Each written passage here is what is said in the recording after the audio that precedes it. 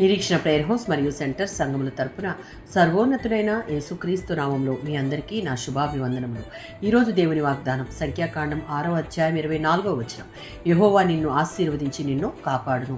ఇశ్రాయేలీయులను ఆశీర్వదించుట అహరోనుకును అతని కుమారులకును నేర్పమని దేవుడు మోషేకు సెలవిస్తున్న మాట ఇది. ఇశ్రాయేలీయులు అరణ్యంలో సంచరిస్తూ శత్రువులను ఎదుర్కొంటూ దాహము ఆకలిని అనుభవిస్తూ ఏమి చేయాలో తెలియనటువంటి అనిశ్చిత పరిస్థితుల్లో ఉన్నప్పుడు దేవుడు తన ప్రజలైన ఇశ్రాయేలీయులకు యెహోవా నిన్ను ఆశీర్వదించి కాపాడునుగాక అనే నిరంతర వాగ్దానాన్ని ఇస్తున్నటువంటి సందర్భాన్ని మనం ఇక్కడ చూడవచ్చు. సంఖ్యాకాండం 5వ అధ్యాయం 24 నుంచి 26 వచనాలలో దేవుడు వారికి ఇచ్చిన ఆశీర్వాదమును 3 భాగాలుగా ఈ వచనాలలో చూడవచ్చు.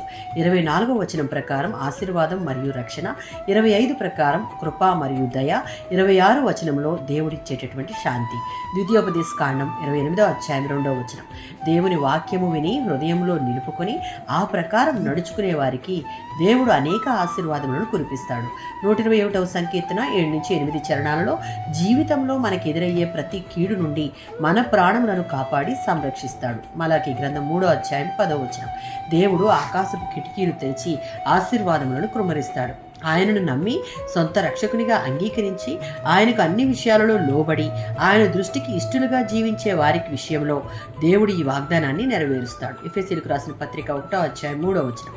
భూలోక సంబంధమైన ఆశీర్వాదాలే కాక ఆత్మీయ సంబంధమైన ఆశీర్వాదాలతో నింపి తన మహిమ కోసం వాడుకుంటాడు. దానికి మనం ప్రతి సమయమందును జీవితకాలమంతా ఆయనకు సంపూర్ణమైన విధేయత చూపేవారంగా ఉండాలి. ఆమేన్.